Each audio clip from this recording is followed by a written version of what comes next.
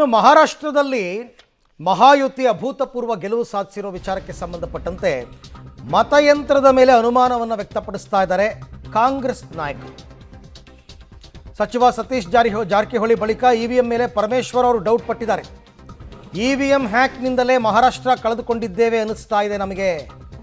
ಜಾರ್ಖಂಡನ್ನು ಬಿಟ್ಟು ಮಹಾರಾಷ್ಟ್ರದಲ್ಲಿ ಹ್ಯಾಕ್ ಮಾಡಿದ್ದಾರೆ ಅಂತ ಅನ್ನಿಸ್ತಾ ಇದೆ. ಮಹಾರಾಷ್ಟ್ರ ಚುನಾವಣಾ ವೀಕ್ಷಕರೂ ಆಗಿದ್ದಂತಹ ಗೃಹ ಸಚಿವ ಪರಮೇಶ್ವರ್ ಅವರು ಹೇಳ್ತಾ ಇದ್ದಾರೆ, BSY ಬಳಿಕ ದೊಡ್ಡ ನಾಯಕತ್ವ ಇರಲಿಲ್ಲ ಅಂತ ಅಲ್ಲಿ ರಾಜ್ಯ ಬಿಡ್ಬಿಟ್ರು. ಹ್ಯಾಕ್ ಮಾಡೋದ್ರಲ್ಲಿ BJಪಿಗರು ನಿಪುಣರು ಅಂತ ಪರಮೇಶ್ವರ್ ಅವರು ಹೇಳಿದ್ದಾರೆ. ಸೆಲೆಕ್ಟಿವ್ ಆಗಿ ಮಾಡ್ತಾರೆ ಅಂತ, ಎಲ್ಲಿ ಬೇಕೋ ಅಲ್ಲಿ ಮಾಡೋದು. ನಂಬಿಕೆ ಬರಬೇಕು, ನಂಬಿಕೆ ಹುಟ್ಟಿಸ್ಬೇಕಲ್ಲ.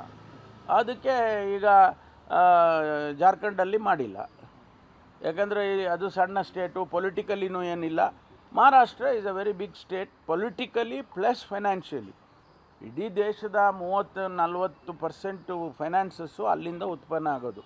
ಅಂಥ ರಾಜ್ಯ ನಮ್ಮ ಕೈನಲ್ಲಿದ್ದರೆ ಸ್ವಾಭಾವಿಕವಾಗಿ ಅದು ಉಪಯೋಗ ಆಗ್ತದೆ ಅಂಥೇಳಿ ರಾಜಕೀಯವಾಗೂ ಕೂಡ ನೋಡಿ. ಈಗ ಇಡೀ ದೇಶದಲ್ಲಿ ಸಂದೇಶ ಹೋಯ್ತಾ, ಭಾಳ BJP ಭಾಳ ಸ್ಟ್ರಾಂಗು ಅದು ಅಂತ. ಅದಕ್ಕೆ ಅವರು ಮಾಡ್ತಾರೆ ಅಂತ ಹೇಳಿ ನಿನ್ನೆ ನಡೆದ ವಿಶ್ಲೇಷಣೆಯಲ್ಲಿ ಬಂದಿದ್ದ ಅಭಿಪ್ರಾಯಗಳನ್ನ ನಿಮ್ಮ ಹತ್ರ ಹಂಚ್ಕೊಳ್ತಾ ಇದ್ದೀನಿ.